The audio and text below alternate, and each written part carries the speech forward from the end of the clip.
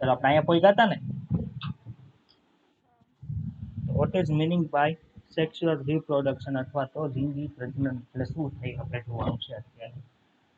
તો આપણે પેલા જોયું હતું કે 2-3 વસ્તુના તબક્કાઓ છે કે પહેલા પૂર્વ ફલન ઘટનાઓમાં શું થાય, જન્યુઓનું ઉત્પાદન થાય, જન્યુઓનું વહન થાય. બીજો તબક્કો છે કે જ્યાં ફલન છે, તો ફલનની અંદર શું થાય છે, તો ફલનની અંદર જન્યુઓનું જોડાણ થાય છે.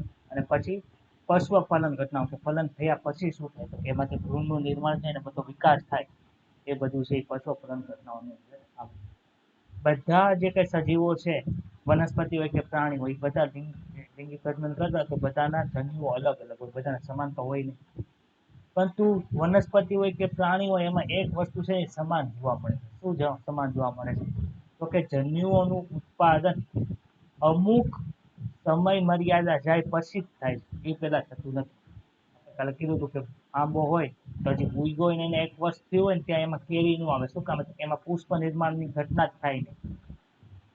પછી માણસ છે તો માણસમાં 14 વર્ષ સુધી જન્યુની ઉત્પાદન ન થાય, 14 વર્ષ પછી જ તે જન્યુઓનું ઉત્પાદન થાય છે. તો આ બધાની અંદર આપણને શું જોવા મળે, એક ચોક્કસ સમયગાળો છે પછી જ તે જન્યુઓનું ઉત્પાદન થાય. એ બધા સજીવો કે જેની અંદર લિંગી પ્રજનન જોવા મળતું હોય એ બધાની અંદર કેવું છે, સામાન્યતા છે. બાકી કઈ સામાન્યતા નથી. ખબર પડી? તો માણસમાં કે એમાં સજીવોમાં, પ્રાણીઓમાં જે અમુક સમય મર્યાદા પછી જ તે લિંગી પ્રજનન જોવા મળે, તો જે સમયગાળા સુધી લિંગી પ્રજનન જોવા નથી મળતું પ્રાણીઓની અંદર, એને જુવિનાઇલ ફેઝ કહેવાય. જ્યારે વનસ્પતિની અંદર જે સમય દરમિયાન જન્યુઓનું ઉત્પાદન નથી થતું એને શું કહેવાય, વાનસ્પતિક તબક્કો કહેવાય. વાનસ્પતિક તબક્કાની અંદર વાનસ્પતિક પ્રજનન થાય કે ન થાય? વાનસ્પતિક તબક્કાની અંદર આપણે કાલે થાય, ખબર પડી ને? કેમ કે એ લિંગી પ્રજનન નથી, અલિંગી પ્રજનન છે. ક્લિયર થયું બધાને? રીડિંગ બીજું કાંઈ નથી, આજે આપણે રીડિંગ જ કરવાનું છે. તમને બધા મોસ્ટ ઓફ કન્સેપ્ટ છે એ ખબર જ છે, કેમ કે આપણે માણસનું ભણીને આવ્યા ને. માણસનું ભણીને ન આવ્યા તો આપણને ખબર ન હોય. આમાં બધું માણસનું ભણીને આવ્યા તો તમને ખબર હશે મોસ્ટ ઓફ.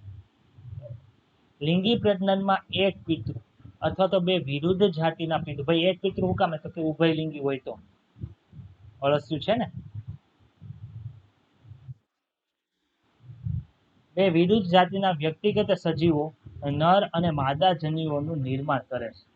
આ જન્યુઓ જોડાઈને શું કરે? યુગ્મનદનું નિર્માણ કરે, જે નવા સજીવની અંદર પરિણમે છે, એટલે કે વિકાસ પામે છે. અલિંગી પ્રજનનની સાપેક્ષે તે એક વિસ્તૃત ઘટના છે, જટિલ ઘટના છે અને ધીમી પ્રક્રિયા છે. ભાઈ જટિલ ઘટના છે એટલે તો ધીમે ધીમે થાય છે. સરળ ઘટના હોય તો સ્પીડમાં ન થઈ જાય. અલિંગી પ્રજનનની છે ખાલી કોષ વિભાજન કરી નાખો એટલે નવો સજીવ બની ગયો. આ તો એમાં એવું, આમાં એવું થતું નથી. નર અને માદા જન્યુઓના જોડાણને કારણે લિંગી પ્રજનનને પરિણામે ઉત્પન્ન થતી સંતતિ પિતૃ પેઢીને અથવા તો એકબીજાને મળતી આવતી નથી. મળતી આવે છે પરંતુ સંપૂર્ણ મળતી નથી આવતી. જે ઓલામાં ક્લોન થતું તેમાં આમાં ક્લોન થતું નથી. આપણે ચેપ્ટર 5 ની અંદર ભણી ગયા કે થોડાક પ્રમાણની અંદર સામ્યતા ધરાવે, થોડાક પ્રમાણની અંદર ભિન્નતા ધરાવે. સામાન્યતા કોના લીધે હોય તો કે સહલગ્નતાને કારણે. ભિન્નતા કોને લીધે જોવા મળે તો કે પૂર્ણ સંયોજન અથવા તો વ્યક્તિકરણને લીધે. ક્લિયર? સજીવો જેવા કે વનસ્પતિઓ, પ્રાણી કે ફૂગનો અભ્યાસ દર્શાવે છે કે તેઓ બાહ્યાકાર વિદ્યા, બધા બહારથી તો અલગ જ છે. પ્રાણી ને ફૂગ સમાન છે ભાઈ. હા કે અંતસ્થ રચના બધાની કેવી છે તો કે બધાની અંતસ્થ રચના પણ જુદી જુદી છે. અને દેહ ધર્મ વિદ્યા એટલે કે ફિઝિયોલોજી, આપણે જેવી રીતે ખાઈએ એનું પાચન થાય એવું અમીબામ ન થાય. અમીબામાં અલગ રીતે થાય, કેમ કે એક કોષીય પ્રાણી છે. તો આ બધી વસ્તુની અંદર બધા જુદાપણું ધરાવે છે. જ્યારે લિંગી પ્રજનનની વાત આવે ત્યારે આશ્ચર્યની વાત છે કે તેઓ આ બાબતે સરખાપણું ધરાવે છે. શું સરખાપણું ધરાવે છે? કે કયા લક્ષણો આ વિવિધ લક્ષી સજીવોમાં સામ્યતા છે એની આપણે ચર્ચા કરી.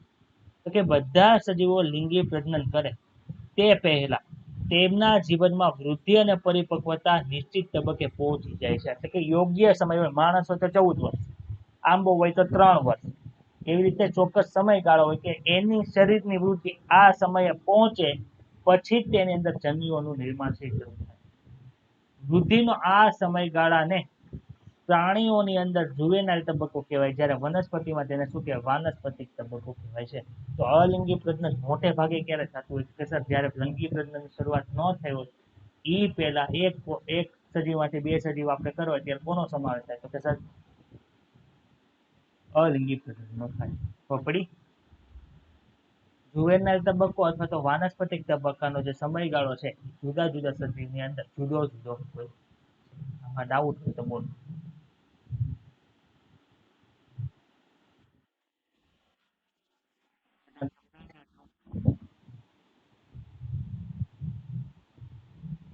ક્લિયર સમજાણું બધાને? હા,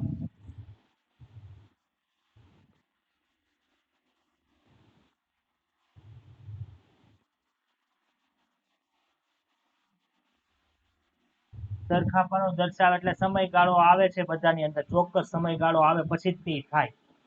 એ સરખામપણું થયું ને.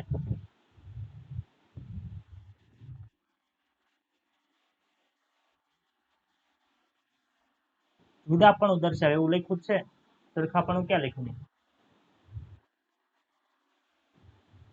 અરે અહીંયા વાત, વિવિધ સજીવો જેવા કે વનસ્પતિ હોય, પ્રાણી હોય ને ફૂગનો અભ્યાસ કરે તો ત્યાં તેની બાહ્ય કરવી જાય. ત્યારે વનસ્પતિ અને પ્રાણી બહારથી હરખા દેખાય? સાંભળ, પેલા સાંભળ. અંતઃસ્ત્રચના સમાન છે, દેહ ધર્મ વિદ્યા સમાન છે. તો લિંગી પ્રજનનની પદ્ધતિ માટે આશ્ચર્યની વાત એ છે કે આ બાબતે સરખાપણું દર્શાવે છે. કઈ બાબત છે? ચાલો એની ચર્ચા કરીએ. પાછળ છે, અહીં ઉપર છે એ ચર્ચા નથી. ચાલો એની ચર્ચા કરીએ. પૂર્ણ વિરામ નો આવે, એ લોકોએ મૂક્યું છે.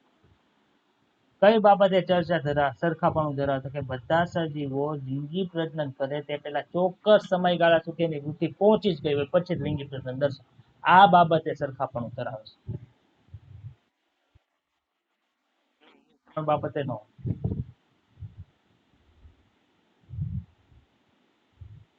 જો આ બાબતે સરખાપણું ધરાવે છે, ચાલો આપણે એ ચર્ચા કરી. પાછળ લખ્યું છે ને,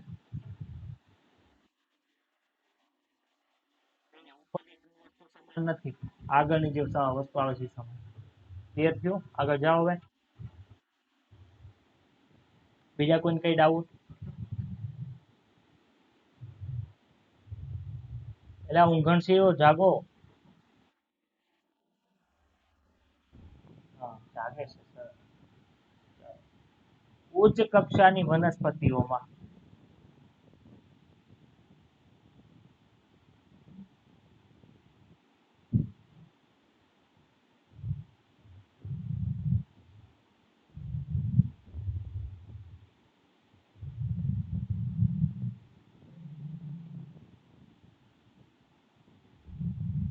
ચલો બતાય છે બધાને બરોબર. ઉચ્ચ કક્ષાની વનસ્પતિઓમાં પુનઃસર્જન છે એ શું દર્શાવે છે? તો કે ઉચ્ચ કક્ષાની વનસ્પતિઓમાં પુષ્પ સર્જન સાથે પ્રાજ્ઞિક તબક્કાની શરૂઆત છે સરળતાથી જોઈ શકાય છે. ભાઈ આપણને ખબર છે વનસ્પતિમાં પ્રજનન માટે લિંગી જન્યુઓ ક્યાં બને? તો પુષ્પમાં બને. અહીંયા પુષ્પ આવી જાય એનો મિનિંગ શું? કે પ્રાજ્ઞિક તબક્કાની શરૂઆત ત્યાં છે થઈ ગઈ. આપણામાં ક્યારે ખબર પડે કે સર આપણામાં એવો બાહ્ય ફેરફાર છે એ સામાન્ય રીતે જોવા નથી મળતો, પરંતુ જન્યુઓનું નિર્માણ છે એ શરૂ થાય આપણામાં. જે જુવેનાઇલ તબક્કો અથવા તો વનસ્પતિ તબક્કાનો અંત છે. કેમાં? જ્યારે પુષ્પ સર્જન વનસ્પતિમાં થઈ જાય. ચલો તમારે આ કહેવાનું છે કાલે ગલગોટો, ચોખા, ઘઉં, નારિયેળ, આંબામાં પુષ્પ સર્જન માટે કેટલો સમય લાગે છે? નેટમાં સર્ચ કરી મને કહેવાનું છે. તમને આની કાલ નોટ મળશે, એમાં છેલ્લે આ વસ્તુ બધી લખેલી આવેલી હશે, જોઈ લે. બરોબર. ઘણી વનસ્પતિઓમાં પુષ્પ સર્જન એક કરતા વધુ વખત જોવા મળે છે. ભાઈ આપણે આંબામાં દર ઉનાળે શિયાળામાં પુષ્પ સર્જન જોવા મળે કે ન જોવા? અને ઉનાળામાં આપણે કેરી ખાઈએ, એક કરતા વધુ વખત છે જોવા મળે છે કે નથી જોવા મળતું? તો એને આપણે શું કહેવાનું? આંતર પુષ્પ સર્જન કાળ જે છે, એક અને બીજા પુષ્પ વચ્ચેનો જે સર્જન કાળ છે, એક ઉનાળો ગયો ત્યારે કેરી ખાઈ, પછી બીજો શિયાળો આવ્યો ત્યારે પુષ્પ સર્જન થયું, ત્રીજો શિયાળો આવ્યો ત્યારે પુષ્પ સર્જન થયું. તો આ તબક્કાને જુવેનાઇલ તબક્કો કહેવાય કે પુખ્તતા કહેવાય?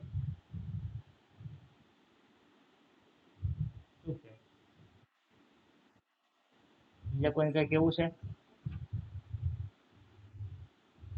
પુખ્તતા કહેવાય. ખબર પડી બધાને? કેમ કે ભલે ને પુષ્પસર્જન એક વખત થઈ ગયું ત્યાં જુવેનાઇલ તબક્કાનો એન્ડ જ આવી ગયો. પછી હવે ગમે કેટલા પુષ્પસર્જન થાય એ પુખ્તતા તરીકે દર્શાવે. એટલે આંતર પુષ્પસર્જન એટલે શું? તો કે આપણા આંબાની અંદર શિયાળામાં પુષ્પસર્જન થયું હોય તો પછી પુષ્પસર્જન સીધું બીજા શિયાળે થાય. આપણે ઉત્તરાયણ આવી એટલે પુષ્પસર્જન એમાં થઈ ગયું હોય, આંબા ઉપર મોર આવી ગયો હોય, એને શું કહેવાય છે? આંતર પુષ્પસર્જન. કે બે પુષ્પસર્જન વચ્ચે થતું હોય. તમારા વિસ્તારના થોડાક વૃક્ષોનું અવલોકન કરો. શું તેઓ વર્ષો વર્ષે તે જ મહિનામાં પુષ્પસર્જન દાખવે છે? તો કે હા, દાખવે છે ને. શા કારણે કેરી છે, સફરજન છે, ફણસ, ફણસ ભાઈ એક પ્રકારનું ફ્રૂટ છે, જેક ફ્રૂટ તરીકે ઓળખવામાં આવે, એ પોતાની ઋતુની અંદર જ પ્રાપ્ય બને છે. એવું શું કામ થાય છે? તો કે સર એમાં એનો પુષ્પસર્જનનો કાળ થાય, સમય થાય ત્યારે તે પુષ્પસર્જન થાય. આથી તે ચોક્કસ સમયગાળા દરમિયાન જ આપણને પ્રાપ્ય બને છે. શું એવી વનસ્પતિઓ પણ છે જે સમગ્ર વર્ષ દરમિયાન છે પુષ્પસર્જન દર્શાવે છે અને કેટલાક ઋતુકીય પુષ્પસર્જન દર્શાવે છે? તો ભાઈ આપણને જે આંબો છે એ ઋતુમાં જ તે પુષ્પસર્જન દર્શાવે, તેને ઋતુકીય પુષ્પસર્જન કહેવાય. સમગ્ર વર્ષ દરમિયાન પુષ્પસર્જન દર્શાવી એને આપણે 12 માસી કેટ નામ સાંભળ્યું તમે? અમુક એવા હોય એમાં તમે એવું જોયું કેરી છે અમુક જગ્યાએ આખા વર્ષ દરમિયાન જોવા મળતી, દરિયા કિનારે જાવ ને ગમે ત્યાં જાવ ત્યાં કેરી જોવા મળે ખાવા હાટુ. કેસર કેરીની વાત નથી કરતો, કાચી કેરીની વાત કરું છું. જોયું તમે? દરિયા કિનારે ફરવા ગયા? દીવ ગયા? દમણ ગયા? તો એ જગ્યાએ તમે જાઓ ને ત્યારે જોજો ત્યાં કેરી લઈને બેઠા હોય. એ લોકોને કેરી ક્યાંથી મળી? ભાઈ શિયાળામાં ગયા તો એ 12 માસી હોય. સમજાય છે? કેવી વનસ્પતિ હોય જે એક વર્ષીય અને દ્વિવર્ષાયુ પ્રકારની વનસ્પતિઓમાં વાનસ્પતિક અને પ્રાજનનિક અને જીર્ણ અવસ્થાઓ છે સ્પષ્ટપણે જોવા. એક વર્ષીય વનસ્પતિ એટલે શું? એક વર્ષની અંદર જન્મી જાય, એ પ્રાજનનિક તબક્કો આવી જાય, મરી જાય. 2 વર્ષની હોય તો કે સર એની અંદર તે 2 વર્ષની અંદર આખું જીવન ચક્ર છે એનું પૂરું થાય. આવી વનસ્પતિ હોય તમે તમારી દ્રષ્ટિએ એનું અવલોકન કરી શકો 2 વર્ષનો પ્રયોગ કરીને. પરંતુ બહુ વર્ષાય વનસ્પતિ હોય તો 15 વર્ષ સુધી કોઈ વનસ્પતિ છે એ જીવે તો એમાં તમે જીર્ણ અવસ્થાઓ છે તેનું અવલોકન બહુ વાર લાગે તમારે કરવું પડે. ખબર પડી? એક વર્ષીય અને દ્વિવર્ષાય વનસ્પતિમાં વાનસ્પતિક પ્રજનનિક તબક્કો, પછી આપણે વાનસ્પતિક તબક્કો, પછી પ્રજનનિક તબક્કો કયો લિંગી પ્રજનનમાં જીર્ણ અવસ્થા આપણે સ્પષ્ટ રીતે જોઈ શકાય. પરંતુ બહુ વર્ષાયુ વનસ્પતિઓમાં આ અવસ્થાઓને સ્પષ્ટ રીતે વ્યાખ્યાયિત કરવી અઘરી પડે છે, કેમ કે તમારે લાંબા સમયગાળા સુધી શું કરવું પડે? અવલોકન કરવું. હવે ખાસ આઈએમપી વસ્તુ આવે છે, કોઈ નહીં જતા. શું આઈએમપી વસ્તુ છે? તો કે કેટલીક વનસ્પતિઓ પુષ્પસર્જનની અસમાન પ્રક્રિયા દર્શાવે. શું કામ ભાઈ અસમાન? તો કે વાંસ છે જેને બાંબુ કહીએ છીએ, તમે બાંબુ જોયા છે? આપણે લંગરની અંદર મંડપ નાખે ત્યારે જે ચારે ખૂણે નાખે, ખબર? બધા ખૂણે લગાડે છે. સ્ટીલના નથી કહેતો, લોખંડના જે આવે છે એની વાત નથી કરતો, પેલા આવે છે લાકડા કહેવાય અથવા તો વાંસ કહેવાય. તો એ વાંસની જે વનસ્પતિ છે એ જીવનકાળ દરમિયાન એક જ વખત પુષ્પસર્જન કરે. એ વાંસ હોય ને એમાં એક જ વાર આખા જીવનકાળ દરમિયાન પુષ્પ ખીલે છે, પછી ખીલતા નથી. ક્યારે ખીલે? તો કે 50 થી 100 વર્ષ બાદ મોટી સંખ્યામાં ફળ સર્જે છે અને પછી મૃત્યુ પામે. બાંબુ ઉગતો હોય એના 50 વર્ષ થાય ત્યારે એ પોતાના મોટા ફળ વિકસે, પછી મૃત્યુ પામી જાય. ખબર પડી? હવે આ સ્ટ્રોબિલેન્થસ કુન્થિયાના, સ્ટ્રોબિલેન્થસ શું છે ભાઈ? પ્રજાતિ છે. કુન્થિયાના શું છે? જાતિ છે. આ ખાસ યાદ રાખો. ક્યારે પુષ્પસર્જન કરે? તો કે સર દર 12 વર્ષે છે એ પુષ્પસર્જન કરે છે. 12 વર્ષ થયા તો એના 12 વર્ષ પછી બીજી વખત પુષ્પસર્જન, એના 12 વર્ષ પછી પાછું પુષ્પસર્જન કરે. ખાસ યાદ રાખજો. ક્યારે કર્યા હતા વનસ્પતિ? તો કે સપ્ટેમ્બર અને ઓક્ટોબર મહિનામાં. ક્યારે? 2006 ની અંદર પુષ્પસર્જન થયું હતું. તો આની પછીનું પુષ્પસર્જન ક્યારે થયું હોય કયો તો? અંદર થાય ક્યારે? September October. ખબર પડી? એમ પૂછે કે આપણે જે સ્ટ્રોબિલસ કુન્થિયાના છે અથવા તો નીલ કુરંજિત છે એનું છેલ્લું પુષ્પસર્જન ક્યારે થયું? સપ્ટેમ્બર ઓક્ટોબરમાં 2018 ની અંદર થયું. કઈ જગ્યાએ જોવા મળ્યું હતું ભાઈ? તો કે તમિલનાડુ, કેરળ ને કર્ણાટક. કે યાદ રાખજો, કેરળ, તમિલનાડુ અને કર્ણાટકની અંદર આ આપણને શું જોવા મળે છે? પુષ્પ સર્જન જોવા મળે છે. અને કેરળ, તમિલનાડુ, બેંગ્લોર લખી નાખે તો એ નો આવે. ખબર પડી? કેવા કલરના આના પુષ્પ હોય? તો કે સર વાદળી રંગના પટ્ટો આખો જોવા મળે. કંઈક ઘણા બધા પુષ્પ એક સાથે ખીલેલા હોય તો આપણને શું બતાય? વાદળી રંગનો છે એ પુષ્પો જોવા મળે. તમે નેટની અંદર સ્ટ્રોબિલસ સ્પૂનથી આના લખશો એટલે તમને જોવા મળશે કે કેવું બતાવે. મોટી સંખ્યામાં પર્યટકો છે એમ કે આકર્ષાયા હતા ને પ્રાણી, ખબર પડી? પતી ગયું. અહીંયા બીજી લાઈન છે, પ્રાણીઓમાં સક્રિય પ્રાજ્ઞિક વર્તણૂક પૂર્વે જુવેનાઇલ તબક્કો બાહ્યાકાર, વિદ્યાકીય અને દેહ ધાર્મિક ફેરફારોને અનુસરે છે. આપણને ખબર છે કે જેવું બાળક છે કિશોર વયની અંદર પ્રવેશ કરે એટલે એમાં બાહ્ય ફેરફારો જોવા મળે, દેહ ધાર્મિક ફેરફારો જોવા મળે. શું ફેરફારો જોવા મળે? તો આપણે ત્રીજા ચેપ્ટરની અંદર ભણી ગયા હતા. પ્યુબિક હેર જોવા મળે, એનો વિકાસ જોવા મળે, એક્ઝિયલ હેર જોવા મળે, પછી ચેસ્ટ હેર જોવા મળે, ભણાતા મેલની અંદર. પછી દાઢીનો ગ્રોથ થાય. એ બધું ધીમે ધીમે જુવેનાઇલ તબક્કાનો એન્ડ આવે ત્યારે આ વસ્તુ છે એ જોવા મળે છે. વિવિધ સજીવોમાં પ્રાજ્ઞિક તબક્કો છે જુદી જુદી અવધિ ધરાવે છે. બધાનો અવધિ કેવી હોય છે? જુદી જુદી. આમાં કઈ ડાઉટ છે તો બોલો. સમજાય છે બધું? ઉપરથી જાય છે કાંઈ નથી. આમાં જો સમજાઈ ગયું ને તો પછી કાંઈ આમાં વાંચવાની જરૂર પડતી નથી. આ શું તમે મનુષ્ય જાતિમાં એવા ફેરફારની યાદી બનાવી શકો છો જે પુખ્તતાના સૂચક છે? તો કે અમને ખબર છે સર, અમે ભણી. પ્રાણીઓમાં દાખલા તરીકે પક્ષીઓ છે તે શું વર્ષભર ઈંડા મૂકે છે? ભાઈ આખા વર્ષ દરમિયાન ઈંડા મૂકે. ભાઈ મરઘીની વાતો નથી, જે ઈ તો હાઇબ્રિડ રીતે એવી મરઘી ઉત્પન્ન કરી જે ઈંડા દરરોજ મૂકતી હોય એવી. પરંતુ આપણે સામાન્ય પક્ષી છે, માનો કે કબૂતર છે, તો એ શું આખા વર્ષ દરમિયાન ઈંડા મૂકે? તો કે એવું નથી જોવા મળતું. શું કામે? તો કે કોઈ ઋતુકીય ફેરફારો દર્શાવતા હશે કે ચોક્કસ ઋતુ આવે ત્યારે તે જોવા મળે. બીજા પ્રાણીઓ જેવા કે દેડકા અને ગરોળીમાં પણ શું હોય છે?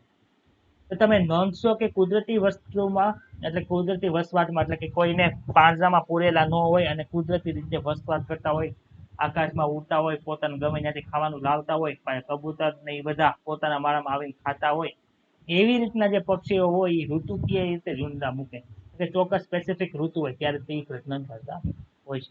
તેમ છતાં બંધના અવસ્થાના પક્ષીઓ જેમ કે મરઘા ઉછેર કેન્દ્રમાં વર્ષભર ઈંડા આપે છે, તે કેવી રીતે વર્ષભર ઈંડા આપી શકે એવી રીતે એ લોકોને કહેવામાં આવ્યો હોય, કેમ કે હાઇબ્રિડ જાતિ હોય.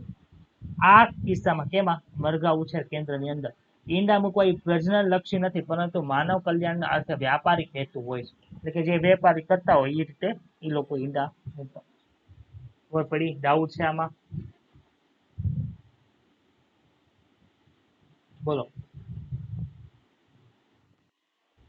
જરાયુ ધરાવતા માદા સસ્તનો, જરાયુ ધરાવતા માદા સસ્તનો. સસ્તન એટલે આપણે સસ્તન વર્ગના પ્રાણીઓ યાદ આવવા જોઈએ. તેમાં જરાયુ ધરાવતા જે હોય છે એ પ્રાજ્ઞિક તબક્કા દરમિયાન અંડપિંડ અને સહાયક ગ્રંથિઓ તેમજ અંતઃસ્રાવની પ્રવૃત્તિમાં ચક્રીય ફેરફારો ધરાવે છે. આપણે ભયાનક સસ્તનોની અંદર શું જોવા મળે? તો કે સર જરાયુ ધરાવતા માદા સસ્તનો છે એ દર મહિને છે આની પ્રવૃત્તિ ધરાવે છે. જ્યારે ગાય, કૂતરા, ગાય, ઘેટા, હરણ, કૂતરા, ઉંદર, વાઘ જેવા પ્રાઇમેટમાં ન હોય. આપણે આવું વર્ગીકરણ ભણ્યા હતા, ખબર છે? પ્રાઇમેટા, પછી કાર્નિવોરા, એવું યાદ આવે છે? તો નોન પ્રાઇમેટની અંદર હોય એ બધા શું ધરાવે છે? તો કે એની અંદર જે આવા ચક્રીય ફેરફાર છે ને એ ઋતુકીય રીતે થાય, ચોક્કસ ઋતુની અંદર જ આવા જોવા મળે છે. જ્યારે પ્રાઇમેટ્સ હોય જેવા કે માણસ, એપ, વાંદરા, એની અંદર આને દર મહિને જોવા મળે છે અને માસિક ઋતુચક્ર કહેવાય, મેન્સ્ટ્રુઅલ સાયકલ કહેવાય. જ્યારે ઋતુકીય રીતે આ જોવા મળે એને શું કહેવાય? ઇસ્ટ્રસ સાયકલ તરીકે ઓળખવામાં આવે. તમને પૂછે નીચેનામાંથી ઉંદરની અંદર કેવા ચક્રીય ફેરફારો જોવા મળે? મેન્સ્ટ્રુઅલ સાયકલ જોવા મળે, ઇસ્ટ્રસ સાયકલ જોવા મળે, એ અને બી બંને જોવા મળે કે એક પણ ન જોવા મળે? તો શું લખશો? ઇસ્ટ્રસ સાયકલ આ ઉંદેડો મેં કીધો છે.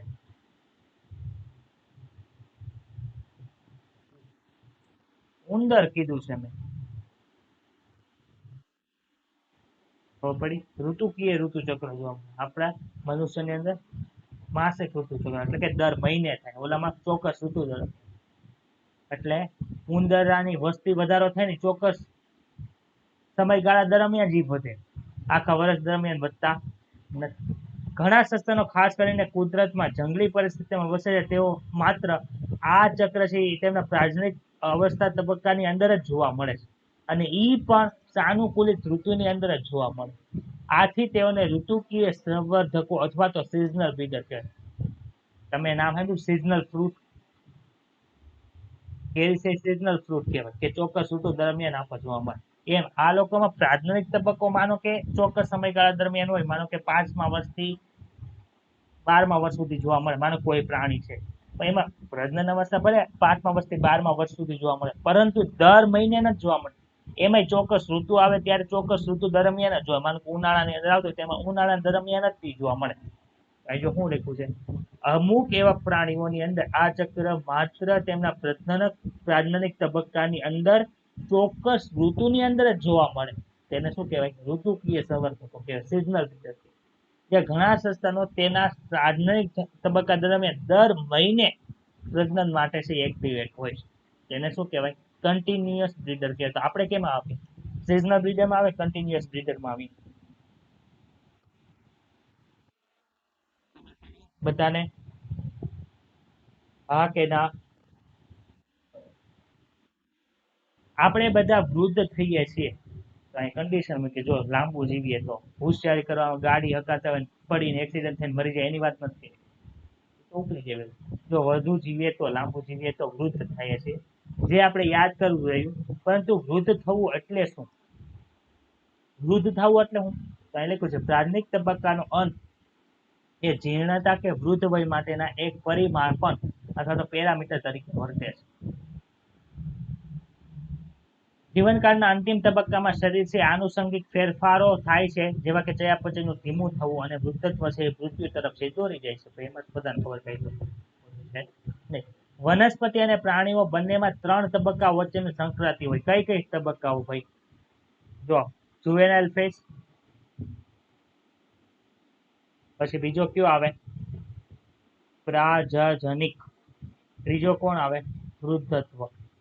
આ તબક્કામાંથી આ તબક્કામાં જવું, આ તબક્કામાં નહીં, આ તબક્કામાં જવું, કોને લીધે થાય છે? આ 3 વચ્ચેની સંક્રાંતિ છે કોને લીધે જવાબદાર છે? તો કે સર અંતઃસ્ત્રાવોને લીધે જવાબદાર છે. આપણને ખબર છે આપણા માણસની અંદર મેલની અંદર ટેસ્ટોસ્ટેરોન હોય, જ્યાં લગી હોય ત્યાં લગી સ્પર્મ પ્રોડક્શન થાય, જેવું બંધ થાય એટલે સ્પર્મ પ્રોડક્શન પૂરું થઈ જાય. આ રીતે જોવા મળે.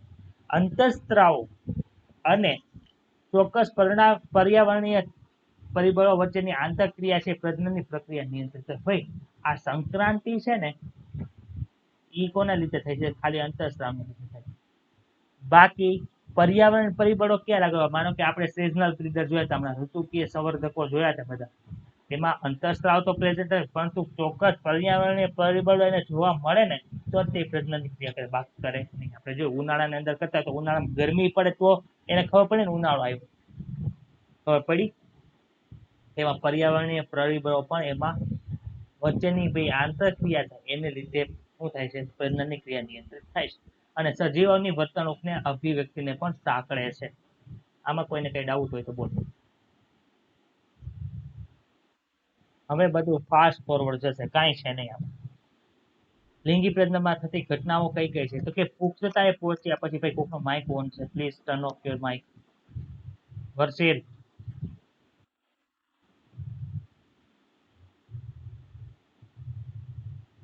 પુખ્તતાએ પહોંચ્યા બાદ લિંગી પ્રજનન કરતા સજીવો વિવિધ ઘટનાઓ અને પ્રક્રિયાઓ છે પ્રદર્શિત કરે. કઈ કઈ પ્રક્રિયા ભાઈ પ્રદર્શિત કરે છે? તો કે બંધારણીય રીતે તે સમાનતા ધરાવે, તેમ છતાં લિંગી પ્રજનન સાથે સંકળાયેલ રચનાઓ સ્પષ્ટપણે જુદા પણ હોય છે. બંધારણીય રીતે સમાનતા ધરાવે એટલે બોલો તો.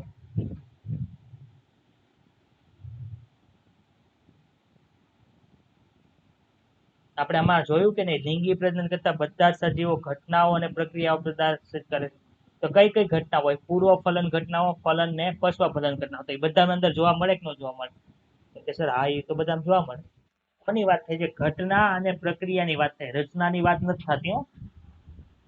કઈ કઈ ઘટનાઓ કઈ કઈ પ્રક્રિયાઓ થઈ તો આપણે હમણાં જોયું ને કે પૂર્વ ફલન ઘટનાઓની અંદર બધા જન્યુ ઉત્પન્ન થાય, જન્યુ વન થાય. જે વનસ્પતિ હશે પ્રાણી હશે તે બધાની અંદર કોમન હોય છે, પરંતુ લિંગી પ્રજનન સાથે સંકળાયેલી જે રચના છે એ કેવી હોય છે? સ્પષ્ટપણે જુદાપણું હોય છે. લિંગી પ્રજનનની ઘટનાઓ વિસ્તૃત છે, જટિલ છે, જે નિયમિત ક્રમને અનુસરે છે. એવું નથી થતું કે ફલન થયા વગર સીધું ભ્રૂણનું નિર્માણ થઈ ગયું. જન્યુઓનું નિર્માણ થાય, પછી એનું વહન જ થાય, એનું વહન થાય પછી ફલન જ થાય, ને ફલન થયા પછી જ ભ્રૂણનું નિર્માણ થાય. ફલન વગર ભ્રૂણનું નિર્માણ શક્ય છે? કયો નિયમિત ક્રમને અનુસરે? જો લખ્યું છે કે નર અને માદા જન્યુઓનું જોડાણ થાય, જેને ફલન કહેવાય, પછી યુગ્મનજનું નિર્માણ થાય, પછી ભ્રૂણ જનન થાય. એ લિંગી પ્રજનનની લાક્ષણિકતા છે. પછી વનસ્પતિ હોય કે પ્રાણી હોય. સાનુકૂળતા માટે આ ઘટનાઓને 3 તબક્કામાં વહેંચવામાં આવે છે: પૂર્વ ફલન, ફલન ને પશ્વ ફલન ઘટનાઓ. ડાઉટ છે આમાં? ડાઉટ હોય તો બોલો. પૂર્વ ફલન ઘટનાઓ તો કે જન્યુઓના જોડાણ, પેલા ભાઈ જન્યુઓનું જોડાણ થઈએ તો શું થઈએ? ફલન થઈ જાય કે ન થઈ જાય? એને પહેલા જે ઘટના થતી હોય એને શું કહેવાય? પૂર્વ ફલન ઘટના કહેવાય. તો પૂર્વ ફલન ઘટનાની અંદર કોનો કોનો સમાવેશ થાય? તો કે સર જન્યુ જનન અને જન્યુ વહનનો સમાવેશ થાય. જન્યુ વહનને શું કહેવાય? જન્યુને ગેમેટ કહેવાય, એનું વહન કરો તેને ટ્રાન્સફર કહેવાય, ગેમેટ ટ્રાન્સફર કહેવાય. જન્યુ જનન એટલે ગેમેટોજીનેસિસ. આપણે 2 ગેમેટોજીનેસિસ જોયા હતા, સ્પર્મેટોજીનેસિસ, ઓજીનેસિસ. યાદ આવે છે આવું કંઈ? આવું ભણ્યા હતા એવું આપણે? જન્યુ જનનની અંદર શું થાય છે? તો કે જન્યુ જનનની અંદર જન્યુઓનું નિર્માણ થાય છે. કે જન્યુ જનન એ જન્યુઓના નિર્માણની ક્રિયા છે, જે દરમિયાન 2 પ્રકારના જન્યુઓનું નિર્માણ થાય. ક્યાં ક્યાં? નર અને માદા જન્યુઓનું નિર્માણ થાય છે. આપણને બધાને ખબર છે કે જન્યુઓ કેવા હોય? તો કે સર એકકીય કોષો. કેવા હોય? એકીય હોય. આપણને ખબર છે એકકીય કોષો બનાવવા માટે, આપણામાંથી એકકીય કોષો બનાવે કઈ પ્રક્રિયા થાય?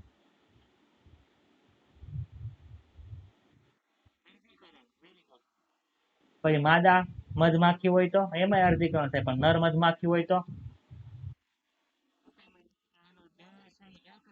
એટલે આપણે જોયું હેપ્લો ડિપ્લોઇડ, જોયું હતું ને? હેપ્લો ડિપ્લોઇડ જે ઓલું થાય, શું કહેવાય? લિંગ નિશ્ચયન થાય, સેક્સ ડિટર્મિનેશન. કેટલીક લીલમાં બંને જન્યુઓ છે એ દેખાવમાં સરખા હોય. આથી તેમાં નર જન્યુ કયું છે, માદા જન્યુ કયું છે, જુદા તારવી શકાતા નથી. જો અહીંયા આ શું છે? જન્યુ છે. આગળ મેં તમને આપણે આવી એક ધાની જોઈ હતી, બીજાણુ ધાની, એમાંથી આવા નીકળતા હતા, પણ એ શું હતું? બીજાણુ હતા. યાદ છે ને? બંનેની રચના જોઈ લે, બંનેના ડ્રોઈંગ છે અલગ અલગ છે. આથી તેઓને શું કહેવાય છે? સમજન્યુ કહેવાય. સમજન્યુ એટલે હોમોગેમેટ્સ અથવા તો આઇસોગેમેટ તરીકે ઓળખવામાં આવે છે. આમાં કોઈ કઈ ડાઉટ છે તો બોલો તો. ચાલો, ન્યા આપણે જે બીજાણુ આવ્યા તે કોના હતા કયો તો? હે?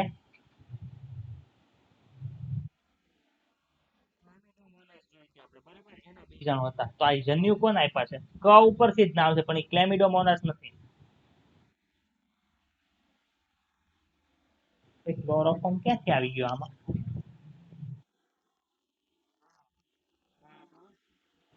ખબર પડી? ક્લેડોફેરાની અંદર જે જન્યુઓ જોવા મળે એ સમાન હોય. હું એક વિધાન વાંચું છું, બોલ સાંભળજો બરોબર. ક્લેડોફેરાની અંદર આપણને સમાન બીજાણુઓ જોવા મળે છે, જેમાં 2 કસા હોય છે. વિધાન સાચું ખોટું? હું બીજાણુ બોલ્યો હતો, જન્યુ આવે. ખબર પડી? ચાલો, એ બી આકૃતિ છે એ કોની છે? એ ફ્યુકસ લીલની છે. કોની છે? ફ્યુકસ લીલની અંદર જન્યુ જોવા મળે. તો અહીંયા જો આ કોણ હશે ને આ કોણ હશે કયો તો? મોટું જે જન્યુ છે એ અંકોષ છે, જન્યુ છે. અહીંયા જે આપ્યા છે આપણા હ્યુમન ના આપ્યા છે. હ્યુમન ની અંદર આને આપણે ઓળખીએ છીએ, આ નરજન્યુ છે, આ કોણ છે? માદા જન્યુ છે. ક્લિયર થઈ ગયું? પ્રશ્ન છે કાંઈ?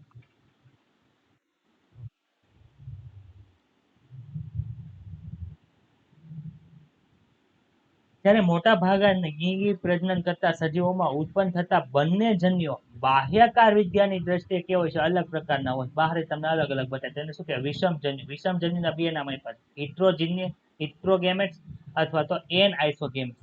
આઇસોગેમેટ્સ એટલે સમાન હોય. અસમાન હોય તો એને અનાઇસોગેમસ કહેવાય. આવા સજીવોમાં નર જન્યુને ચલપુજન્યુ અથવા તો શુક્રકોષો કહેવાય, એન્થેરોઝોઇડ અથવા તો સ્પર્મ્સ કહેવાય. જ્યારે માદા સેલને શું કહેવાય? એક અથવા તો ઓવમ તરીકે ઓળખવામાં આવે છે. ખબર પડી?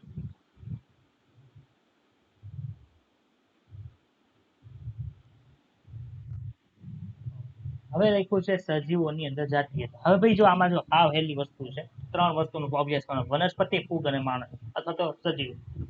તો નર અને માદા જન્યુઓ એક જ જગ્યાએ ઉત્પન્ન થતા, એટલે કે એક જ નરની અથવા તો એક જ સજીવની અંદર ઉત્પન્ન થતા હોય તો એ પ્રાણી હોય તેને શું કહેવાય? ઉભયલિંગી પ્રાણી કહેવાય. ન કહેવાય. અને જો નર જન્યુ અને માદા જન્યુ અલગ અલગ સજીવની અંદર ઉત્પન્ન થતા હોય તો એને શું કહેવાય? એકલિંગી પ્રાણી કહેવાય. એકલિંગી પ્રાણીમાં ગાય, ભેંસ વાળો બધું આવી જાય. ખબર પડી? અળસિયું છે તે ઉભયલિંગી ની અંદર. વનસ્પતિની અંદર એવું આવે કે નર પુષ્પ અને માદા પુષ્પ એટલે પરાગરજ અને બીજું શું હતું? અંડકોષ. એ અલગ અલગ વનસ્પતિની અંદર ઉત્પન્ન થાય. એટલે કે નર પુષ્પ બધા હોય એ એક પુષ્પ એક જ એક વનસ્પતિ ઉપર હોય ને બીજા માદા પુષ્પ છે એ બીજી વનસ્પતિ ઉપર હોય. તો એક તો નર છોડ થઈ ગયો અથવા નર વનસ્પતિ થઈ ગઈ, એક માદા વનસ્પતિ થઈ ગઈ. તો આ બે અલગ અલગ વનસ્પતિ હોય એમાં બે અલગ અલગ જગ્યાએ રહેશે કે એક જ જગ્યાએ રહેશે? મને કહો તો. અલગ અલગ જગ્યાએ. સદન એટલે નામ સાંભળ્યું તમે? સદન નામ સાંભળ્યું છે? સદન. સદન નો અર્થ થાય ઘર. તો નર પુષ્પ અને માદા પુષ્પ અલગ અલગ ઘરની અંદર રહેતા હોય તો એને શું કહેવાય? દ્વિસદની વનસ્પતિ કહેવાય. કહેવાય કે ન કહેવાય? કે બે અલગ અલગ ઘરની અંદર રહે છે એટલે દ્વિસદની વનસ્પતિ કહેવાય. તો દ્વિસદની વનસ્પતિ હોય તેમાં વનસ્પતિ પર્ટિક્યુલર કેવી હોય? તો કે સર વનસ્પતિ પર્ટિક્યુલર એક લિંગી હોય. ખબર પડી? માનો કે એક પુષ્પ છે એની અંદર જ માનો કે વટાણા છોડ છે તો વટાણા છોડ ની અંદર આપણે ખબર છે કે પરાગરજ એમાં જ ઉત્પન્ન થાય, અંડકોષ એમાં જ ઉત્પન્ન થાય. તો એ ઉભયલિંગી પુષ્પ થઈ ગયું. તો જે આપણું જે વનસ્પતિ છે એ પણ ઉભયલિંગી વનસ્પતિ કહેવાય અથવા તો દ્વિલિંગી વનસ્પતિ કહેવાય. તો એને એક સદની કહેવાય, દ્વિસદની કહેવાય. ખબર પડી તમને? કઈ અઘરું છે આમાં? પછી યાદ રાખવા આવું, કાંઈ અઘરું નથી. અલગ અલગ ઘરમાં રહેતા હોય તો દ્વિસદની કહેવાય, એક જ ઘરમાં રહેતા હોય તો એક સદની કહેવાય. એક સદની હોય તો એ દ્વિલિંગી હોય અને દ્વિસદની હોય તો એ એક લિંગી હોય. ખબર પડી ગઈ ને? સદન યાદ રાખવાનું, એના ઉપર તમને ખબર પડી. ડાઉટ છે? સેક્સ્યુઆલિટી ઇન ઓર્ગેનિઝમ એટલે શું થાય? તો કે સામાન્ય લિંગી પ્રજનનમાં બે ભિન્ન સજીવોના જન્યુઓનું જોડાણ થાય.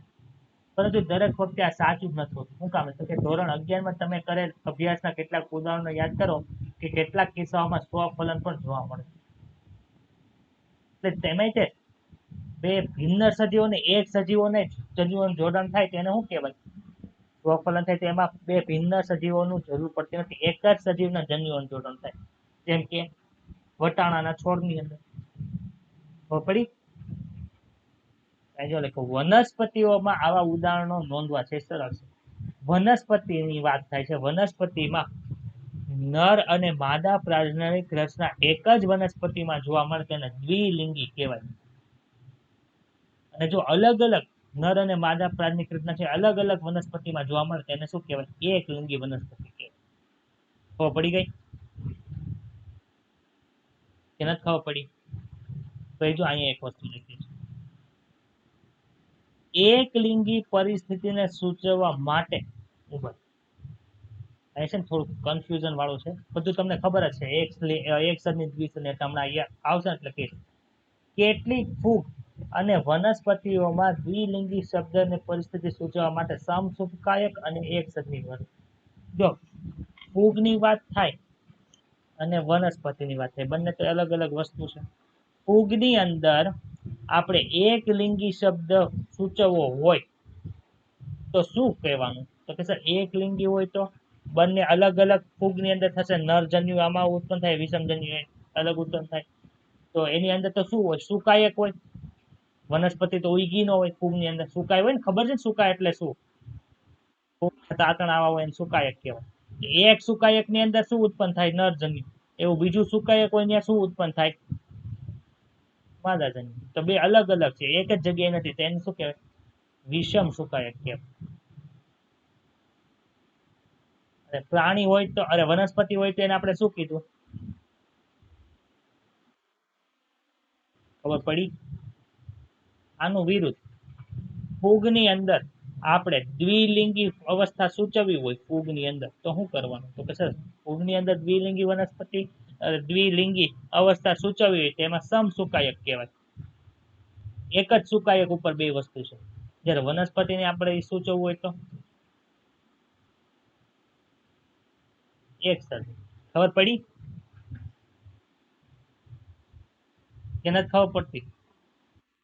તો હવે લાઈન વાંચો.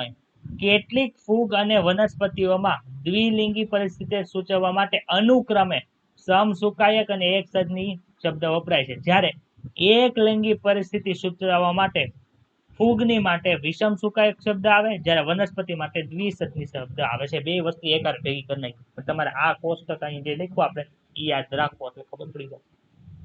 સપુષ્પ વનસ્પતિમાં એક લિંગી નર પુષ્પને પુકેસરીય પુષ્પ કહેવાય અને પુકેસર ધરાવતું પુષ્પ કહેવાય, જ્યારે માદા પુષ્પને સ્ત્રી કેસરીય પુષ્પ અથવા તો સ્ત્રી કેસર ધરાવતું પુષ્પ તરીકે ઓળખવામાં આવે છે.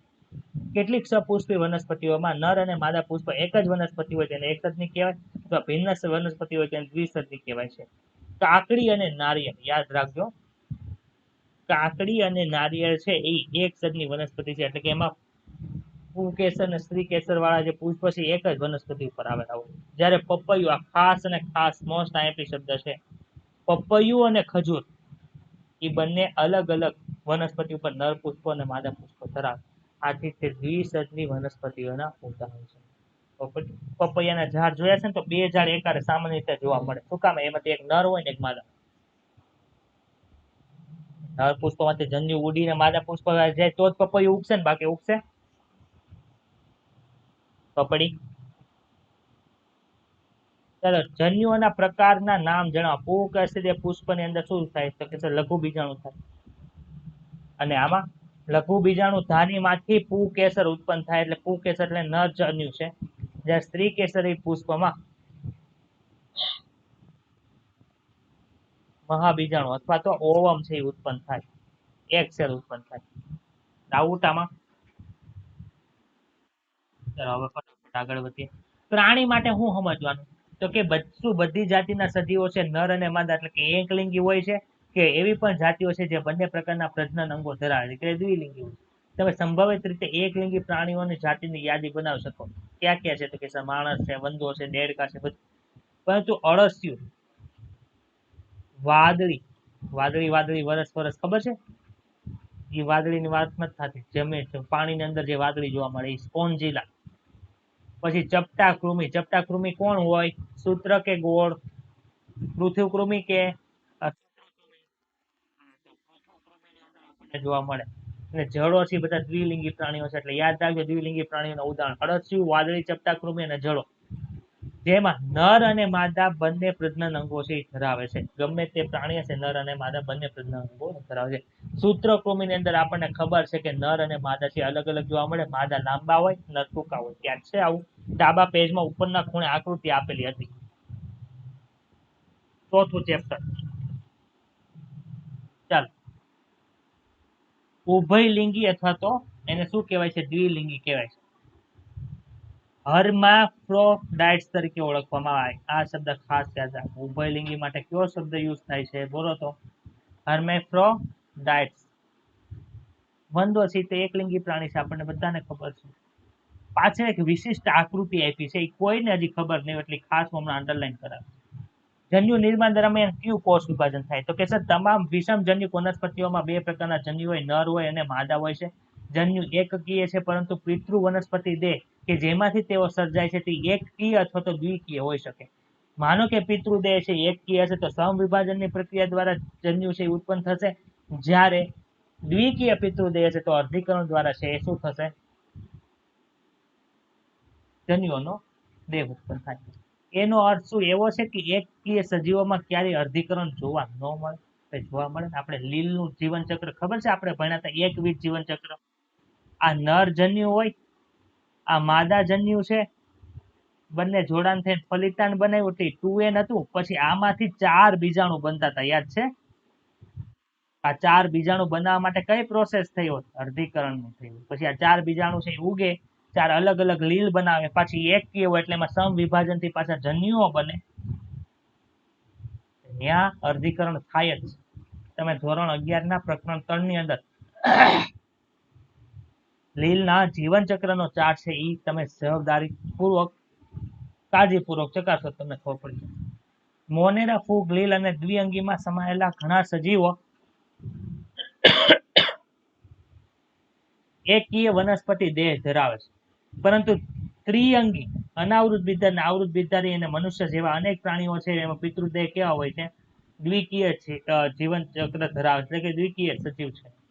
આથી સ્વાભાવિક છે કે દ્વિકીય દેહમાંથી એકકીય જન્યુ નિર્માણ માટે અર્ધીકરણ અથવા તો અવનત વિભાજન અથવા તો રિડક્શનલ ડિવિઝન કરવામાં આવશે. રિડક્શન ડિવિઝન એટલે કાંઈ નથી, અર્ધીકરણ છે. એ ડાઉટ હોય તો બોલ. ચલો, નીટ 2021 માં પ્રશ્ન અહીંથી પૂછાયેલો હતો. આ કઈ વનસ્પતિ છે? તો કે સર કારા છે. કારા વનસ્પતિ આપણે ભણ્યા હતા કે કઈ જગ્યાએ જોવા મળતી હતી? યાદ છે કોઈને? કારા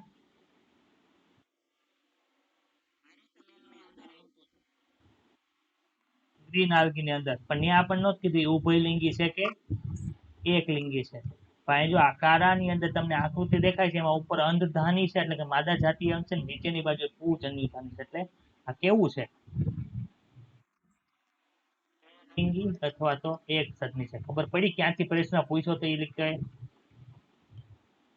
ભાઈ અળસિયાનું ખબર જ છે આપણને, ઉભયલિંગી છે. આ કેવું છે? નર અને માદા બંને અલગ અલગ જોવા મળે છે, આથી એક લિંગી છે.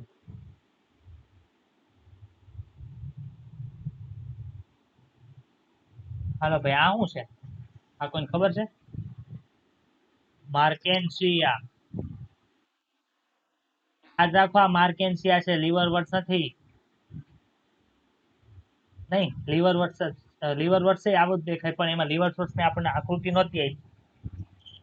તો પડી લીવર વર્ટ્સ ની અંદર માર્કેન્સિયા આવે. બે વસ્તુ હોય, લીવર વર્ટ્સ અને મોસ. તો લીવર વર્ટ્સ ની અંદર માર્કેન્સિયા આવે. સ્પેસિફિક પૂછ્યું તો આપણે શું યાદ રાખવાનું? માર્કેન્સિયા યાદ રાખવાનું. તો પડી કે નથી ખબર પડતી? નીચે જોયા, નીચે જોયા વગર કયો કે આ પુષ્પ કોનું છે?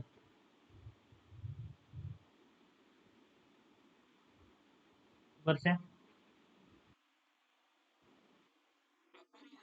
છે સક્કરિયાનો શબ્દ પેલા જૂનું ટેક્સ્ટ બુક હતું ને ત્યારે ચેપ્ટર નંબર 5 જેવું ચેપ્ટર છે ને, 12મા ધોરણનું પહેલું ચેપ્ટર આવતું, ત્યારે સક્કરિયાનો ઉલ્લેખ થતો કે અસ્થાનિક મૂળની અંદર ખોરાક સંગ્રહ કરવા માટે સક્કરિયું આવતું, બાકી ક્યાંય આવતું નહીં. પણ અહીંયા સક્કરિયાનો ઉલ્લેખ થયો છે, સ્વીટ પોટેટોનો. કે તમને એવું પૂછી દે કે આ પુષ્પ કોનું છે, તમને એમ થાય સર આ તો ચેપ્ટર નંબર 5 માંથી આકૃતિ હોય એવું લાગે છે, પણ ત્યાં તો આવી કઈ આકૃતિ જ નથી. આકૃતિ મૂકી ક્યાંથી? 12મા ધોરણના પહેલા ચેપ્ટરમાંથી. આ ચેપ્ટર ભાઈ આ છે કોનું પુષ્પ? આપણને બધાને ખબર પડી, ફૂકેસર સ્ત્રીકેસર બંને બતાય છે. કોનું છે પુષ્પ? સક્કરિયાનું પુષ્પ છે. ખબર પડી? તમને એવો પ્રશ્ન મૂકી દે, નીચેનામાંથી કોની અંદર દ્વિલિંગી પુષ્પ જોવા મળે છે? ખજૂર, પપૈયા, સક્કરિયા કે આપેલ તમામ? શું આન્સર આવે? સક્કરિયા આવે. ખબર પડી? પછી ટકો નહીં ખંજવાણો કે ભાઈ આમાંથી આવતું, ત્યાં અઘરું કેવું મૂકી દે ખબર છે?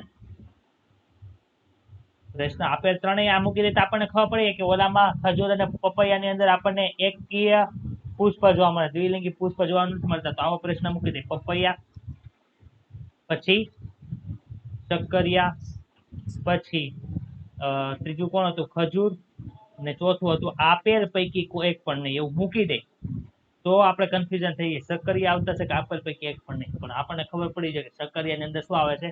દ્વિલિંગી પુષ્પ આવે. ડાઉટ કોઈને? જો અહીંયા હવે આપણને રંગસૂત્રની સંખ્યા આપી છે, યાદ રાખવી ફરજિયાત છે. મનુષ્યની અંદર આપણને યાદ હોય 46 હોય, તેનું અર્ધીકરણ થાય કેટલી થઈ ગઈ? 23. ઘરમાખીમાં જન્યુઓની અંદર 12 હોય, તો ઓલાની અંદર કેટલી હોય? 24 હોય. ઉંદરની અંદર સોરી, અહીંયા 6 હોય. ઉંદરની અંદર, જંજીઓની અંદર 21 જોવા મળે, તો અહીંયા કેટલા હોય? 42 હોય. સૌથી વધારે જન્યુઓની સંખ્યા, રંગસૂત્રની સંખ્યા કોની અંદર જોવા મળે? ઓફિયોગ્લોસમની અંદર જોવા મળે, જેના જન્યુઓની અંદર સંખ્યા કેટલી છે ભાઈ? તો કે સર 630 છે. તો ઓલાની અંદર કેટલો હોય? 1260 હોય. ખાસ અને ખાસ યાદ રાખો. કઈ રીતે યાદ રાખવું, જો શીખવાડી દઉં. આપણને ખબર 1 થી 10 સંખ્યા હોય, પછી 11 થી 20 હોય, 21 થી 30 હોય. તો આમાં લખતું જવાનું. 1 થી 10 ની અંદર કોઈ છે ભાઈ રંગસૂત્રની સંખ્યા આવતી હોય એવું? તો કે સર નથી. બીજાની અંદર આવે, હા, 12. 12 સંખ્યા કોની આવે જો તો? ઘરમાંથી. પછી 12 થી 20 ની અંદર બીજું કોઈ આવ્યું જો તો? કોણ છે 12 થી 20 ની અંદર બીજું? હે?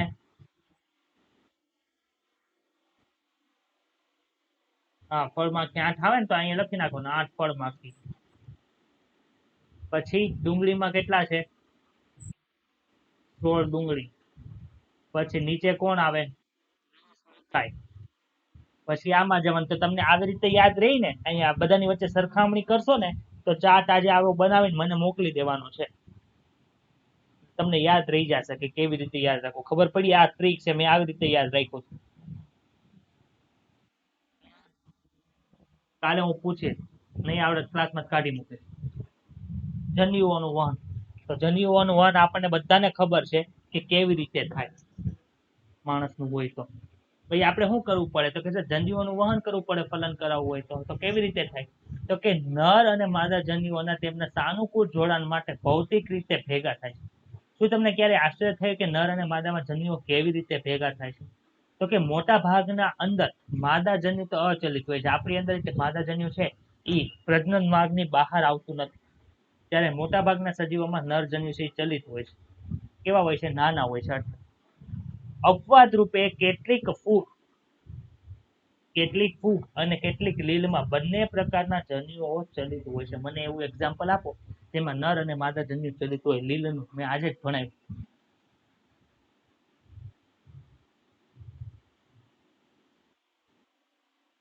ક્લેડોફેરાની અંદર આપણે જોયું હતું ને, નર જન્યુ આવું બતાતું ને માદા જન્યુ આવું બતાતું. બંને પાસે કસા હતી, તો બંને ચલિત. ખબર પડી? આથી એવા માધ્યમની જરૂર પડે છે કે જેથી નરજન્યુનું વહન છે એ સરળતાથી થાય. લીલ, દ્વિઅંગી અને ત્રિઅંગીમાં વનસ્પતિઓ પાણીના માધ્યમ દ્વારા છે જન્યુઓ સ્થાનાંતર પામે. આપણે ભણ્યા હતા કે દ્વિઅંગી ને લીલ છે સામાન્ય રીતે જ્યાં પાણી વાળું વાતાવરણ હોય, ભેજ વાળું વાતાવરણ, ત્યાં જ જોવા મળે, બાકી જોવા મળતા નથી. તમારા ઘરે દિવાલ ઉપર લીલ જામી જાય તો શિયાળાની અંદર જ જોવા મળે. શું કામ? તો કે સર ત્યાં લીલ છે એ પાણી વડે પ્રજનન કરી શકશે, એટલે બીજું શું બનાવી શકશે? તો કે સર બીજી લીલ બનાવી શકશે.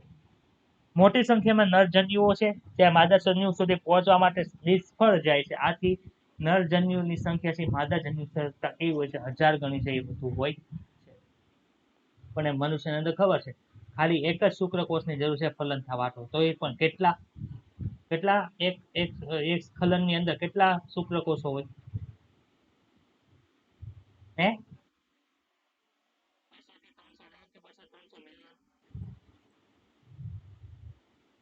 બોલો તો.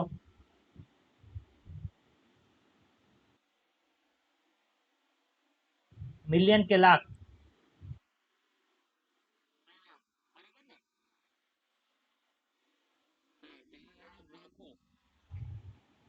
ઈ યાદ રાખવું કે એક જ શુક્રકોષની જરૂર છે તો પણ એટલી બધી જગ્યા, આટલી બધી માત્રાની અંદર છે એ જન્યુઓનું ઉત્પન્ન થાય છે. પછી આપણે અહીં ખાલી મનુષ્યની વાત નથી, અહીં બધાની વાત કરી છે કે વહન દરમિયાન ગુમાવતા નર જન્યુની પૂર્તતા કરવા માટે માદા જન્યુની સરખામણીમાં નર જન્યુઓની સંખ્યા જે હજારોની અંદર છે વધારે હોય છે, 1000 ગણી વધારે હોય છે. આવૃત બીજધારીઓમાં પરાગરજ છે એ નરજન્યુઓનું અને અંડાક્ષી અંડકોષનું વહન કરે છે. માટે પરાગાશયમાં સર્જાતી પરાગરજનું ફલન પહેલા પરાગાશય પર સ્થળાંતર થવું કેવું છે? જરૂરી છે. આમાં પ્રશ્ન હોય તો બોલ.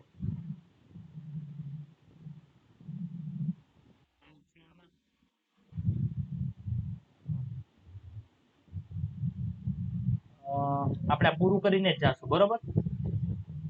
હવે લેપટોપનું ચાર્જિંગ છે એ ઉતરે, પૂરું થવા આવ્યું છે, તો હું 1 મિનિટ ચાર્જિંગમાં મૂકીશ લેપટોપ.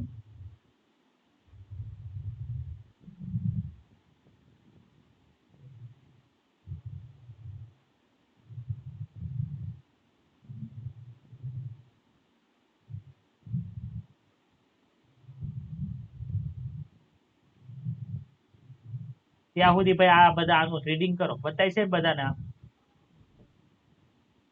આ રીડિંગ કરો. વાંચું? હલો, વાંચું બધા, એક નથી વાંચું? તો કે વટાણા જેવી સ્વફલિત દ્વિલિંગી વનસ્પતિઓમાં પરાગાશય અને પરાગસન છે એકબીજાની નજીક હોય છે. આથી પરાગરજનું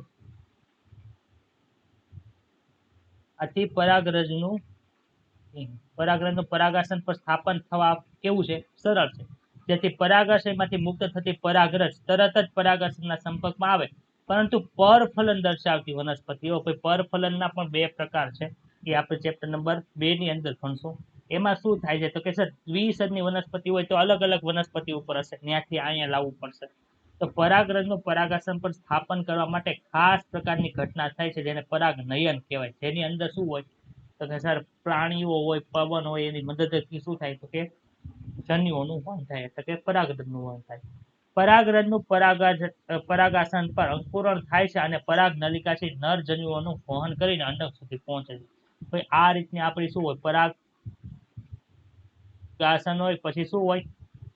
પરાગવાહિની હોય, અને નીચેની સાઈડ શું હોય તો કે નીચેની સાઈડ હોય બીજાશયની અંદર હોય માદા ભ્રૂણપૂટ. માદા ભ્રૂણપૂટની અંદર પાછા 8 કોષો અલગ અલગ હોય. તો અહીંયા અંડકોષ હોય, અહીંયા નીચેની બાજુ, અહીંયા ત્યાં સુધી મારે પહોંચાડવું શું થાય તો કે અહીંયા પરાગરજનું સ્થાપન થાય અને ત્યાંથી પરાગ નલિકા ઉગે.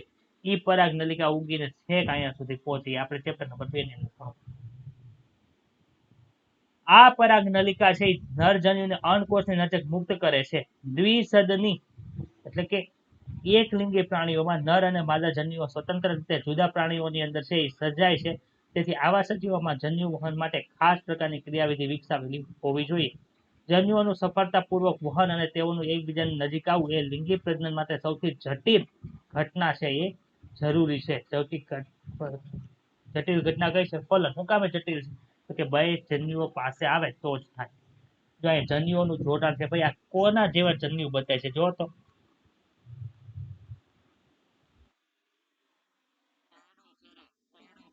ક્લેડોફેરા. જન્યુઓનું જોડાણ થયું, બે જન્યુઓના કોષ કેન્દ્ર નજીક આવ્યા અને પછી નવો સજીવ બન્યો. આની અંદર તમને જો ડાર્ક કલરની બધી લાઈન બતાય છે, કઈ છે? પરાગ નલિકા છે. પરાગ વાહિની ને પરાગ નલિકા બંને અલગ વસ્તુ છે. હવે બીજી કન્ડિશન આવે છે ફલન. તો ફલન આપણને ખબર છે કે લિંગી પ્રજનન માટેનો સૌથી આવશ્યક જીવંત ઘટના હોય તો તે કદાચ જન્યુઓનું જોડાણ છે, અને આ પ્રક્રિયા જન્યુઓનું યુગ્મન કહેવાય. જન્યુઓના યુગ્મન માટેનો ઇંગ્લિશ શબ્દ યાદ રાખજો, સિંગગેમી તરીકે ઓળખવામાં આવે. શું કહેવાય? સિંગગેમી. એના પરિણામે શું થાય તો કે સર દ્વિકીય યુગ્મન જ બને છે. ફલન પણ આ પ્રક્રિયા માટે વપરાતો શબ્દ છે. જન્યુ યુગ્મનને ફલન તરીકે પણ ઓળખવામાં આવે. જન્યુ યુગ્મન અને ફલન એકબીજાના વપરાતા રૂપાંતરિત શબ્દો છે. સમાનાર્થી શબ્દ કહેવાય ને એવી. જો જન્યુ યુગ્મન ન થાય તો શું થાય? જો તો જન્યુ યુગ્મન ન થાય તો નવો સજીવ છે એ ન બને. પરંતુ અહીંયા એક ઉલ્લેખ કરવો એવો જરૂરી છે, જેવા કે અલગ અલગ સજીવો. આપણે મધમાખી જોઈ હતી, ખબર છે? માદા જન્યુ છે એ ફલન ન પામે, નર મધમાખીની અંદર ફલન થાય, નર મધમાખી બની જતી, ત્યાં છે. એવી રીતે રોટીફર્સ, મધમાખી, કેટલીક ગરોળી અને પક્ષીઓ વગેરેમાં માદા જન્યુ લખેલું છે. અહીં નર જન્યુ લખીને વિધાન ખોટું પડી જાય. બધાની અંદર માદા જન્યુ ફલન વગર વિકાસ પામી નવો સજીવ બનાવે છે. આ ઘટનાને અસંયોગીકરણ અથવા તો પાર્થિનોજેનેસિસ તરીકે ઓળખવામાં આવે છે. એટલે કે અફલિત સજીવ, એટલે કે અફલિત અંડકોષમાંથી સજીવ બનવાની પ્રોસેસ છે તે થાય છે. ક્લિયર? જન્યુ યુગ્મન છે કઈ જગ્યાએ થાય તો કે મોટા ભાગના જલીય સજીવો અથવા તો મોટા ભાગની લીલ અને માછલીઓ તેમજ ઉભયજીવીનું જન્યુ યુગ્મન છે બાહ્ય માધ્યમમાં થાય છે. એટલે કે આપણે એવું કીધું તો ખબર છે, પરોક્ષ વિકાસ અથવા તો આપણે બાહ્ય ફલન કીધું તો એ આ છે. સજીવની દેહની બહાર આ પ્રકારના જડીયુના જોડાણને બાહ્ય ફલન કહેવાય. બાહ્ય ફલન અંતઃફલન ની આવતું છે ચોથા ચેપ્ટરમાં. બાહ્ય ફલન દર્શાવતા સજીવોમાં જાતિઓ વચ્ચેનો તાલમેલ અગત્યનો હોય. શું કામે? જો નર જન્યુ, અરે નર અહીંયા છે અને ફિમેલ અહીંયા છે, હવે નરે અહીંયા જન્યુ બધા મુક્ત કર્યા હોય, ફિમેલ અહીંયા જન્યુ મુક્ત કર્યા હોય, તો ફલન કોઈ દી શક્ય ન થાય. હું કામ? પાણીની અંદર બધું વહેતું હોય. વહેતું હોય કે ન વહેતું હોય તો ક્યાં ને ક્યાં જન્યુ ઉડી. આથી નર છે એ માદા પાસે આવે અને પછી બંને એક સાથે જન્યુઓનું યુગ્મન છે જન્યુ બહાર મૂકે તો બંનેનું જોડાણ છે સરળતાથી થઈ જાય. આથી બંને વચ્ચેનો તાલમેલ છે જરૂર છે. આવું કેમાં જોવા મળે? દેડકાની અંદર જોવા મળે. દેડકો આપણે વિશેષ ભણવાનો આવતો નથી, એમાં આવું જોવા મળે છે. આથી આસપાસના માધ્યમમાં મોટી સંખ્યામાં જન્યુઓ મુક્ત થાય છે, જેથી જન્યુ યુગ્મનની તક છે એ વધી જાય છે. અસ્થિમત્સ્ય, ભાઈ અસ્થિમત્સ્યનું ઉદાહરણ કોઈને યાદ હોય તો બોલો.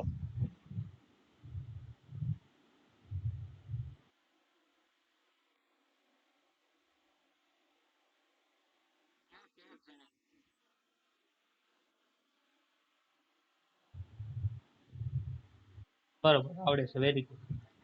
અસ્થિમત્સ્ય અને દેડકામાં મોટી સંખ્યામાં આ રીતે સંતતિઓ સર્જાય છે. તેનો મુખ્ય ગેરફાયદો શું છે? જો આ બાહ્ય ફલન છે એટલે વિકાસ કેવો હોય? પરોક્ષ પ્રકારનો. એટલે બધું જે વિકાસ પામશે સંતતિ બધી ક્યાં હોય? પાણીની અંદર જ હોય. તો આજુબાજુ બધી માછલી હોય, બધી ખાઈ ન જાય? ખાઈ જાય ને. આથી એને મોટી સંખ્યામાં રાખવા પડે એટલે શું થાય? તો કે તેનો મુખ્ય ગેરફાયદો એ છે કે સંતતિઓનો ભક્ષકો દ્વારા નાશ પામવાની સંભાવના ખૂબ વધી જાય છે. આમ તેઓ પુખ્તતા સુધી પહોંચતા પહેલા ભયજનક સ્થિતિમાંથી પસાર થવું પડે. માનો કે આ એક જ નરજન્યુ બહાર પાડ્યું, આ એક જ માદાજન્યુ બહાર પાડ્યું, તો એક જ છે એ સંતતિ બને, એને કોઈ ખાઈ ગયું, કેટલું નુકસાન થયું? તો આથી એ કરે ઘણા બધા જન્યુઓ કરે એટલે ઘણી બધી સંતતિ ઉત્પન્ન થશે, એમાંથી અમુક ખવાઈ જશે, અમુક ડાઉટ છે. ઘણા જેવા કે ફૂગ, ઉચ્ચ કક્ષાના પ્રાણીઓ જેવા કે સરીસૃપ, વિહંગ, સસ્તન અને મોટાભાગની વનસ્પતિઓ જેવી કે દ્વિઅંગી, ત્રિઅંગી, આવૃત અને અનાવૃત, એમાં સજીવ દેહની અંદરની સાઈડે, અંદરની બાજુએ, અંદરની સાઈડમાં જન્યુ યુગ્મન થાય છે. એને શું કે? અંતઃફલન છે. આ બધા જ સજીવોમાં અંડકોષી માદા દેહની અંદર જ હોય છે, જ્યાં તેઓનું નરજન્યુ સાથે જોડાણ થાય છે. અંતઃફલન દર્શાવતા સજીવોમાં નરજન્યુ ચલિત હોય છે અને જોડાણ માટે અંડકોષ સુધી પહોંચે છે. અહીં પણ મોટી સંખ્યામાં શુક્રકોષો સર્જાય છે, પરંતુ તેની સામે સર્જાતા અંડકોષની સંખ્યા કેવી છે? ઘણી ઓછી. નર જન્યુને એક જગ્યાએ બીજી જગ્યાએ જવાનું છે, માદા કોષને ક્યાંય જવાનું નથી. આથી ઓછી સંખ્યામાં સર્જાય. ત્યારે શુક્રકોષોને એક જગ્યાએ બીજી જગ્યાએ જવાનું છે, ઘણા પડી જાય, ઘણાનું ફ્લેજેલા છે એ તૂટી ભાંગી જાય, એટલે આખી પ્રક્રિયા છે એ ઓરવાઈ ન જાય, એટલે મોટી સંખ્યામાં શું થાય? નરજન્યુનું ઉત્પાદન થાય છે. બીજધારી વનસ્પતિઓમાં અચલિત નરજન્યુઓ પરાગ નલિકાઓ દ્વારા માદાજન્યુ સુધી પહોંચ પામે છે. આપણે પરાગરજનના જોઈ છે. આમાં કોઈ કઈ ડાઉટ છે?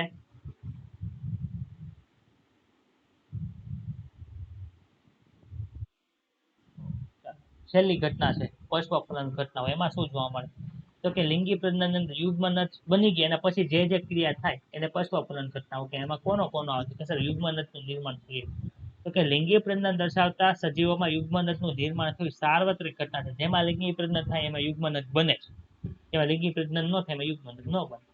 જે સજીવોમાં બાહ્ય ફલન થાય છે તેમાં યુગ્મનનું નિર્માણ છે બાહ્ય માધ્યમમાં થશે, જ્યારે અંતઃફલન દર્શાવતા પ્રાણીમાં યુગ્મનનું નિર્માણ શરીરની અંદર થાય છે. યુગ્મનજનો આગળનો વિકાસ છે સજીવમાં કયા પ્રકારનું જીવન ચક્ર છે અને કયા પર્યાવરણમાં તેઓ વસે છે એના આધાર ઉપર રહે છે. તો કે જો બાહ્ય હશે તેમાં યુગ્મન છે જાડી દિવાલ ને એવું વિકસાવશે, જ્યારે આપણી અંદર હોય તો એનું સ્થાપન છે આપણા ગર્ભાશયની અંદરની દિવાલની અંદર થાય છે. એટલે એ કેવો વિકાસ થશે યુગ્મનજનો, એ કઈ જગ્યાએ છે, કેવા પર્યાવરણની છે, કેવું જીવન ચક્ર દર્શાવે છે એના ઉપર આધારિત હોય છે. લીલ અને ફૂગ જેવા સજીવોમાં યુગ્મનજ છે જાડી દિવાલ વિકસાવે છે, જે તેને શુષ્કતા અને નુકસાન સામે પ્રતિકાર આપે, રક્ષણ કરે છે.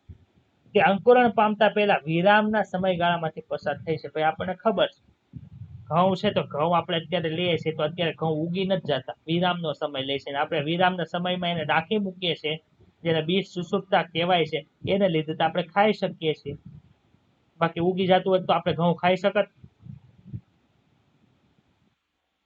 એકવિધ જીવનચક્ર ધરાવતા સજીવોમાં યુગ્મન છે અર્ધીકરણ દ્વારા એકકીય બીજાણુઓની અંદર તરત જ પરિણમે છે. તમે ભણી ગયા છો એકકીય જીવનચક્ર ચેપ્ટર નંબર 3 ની અંદર.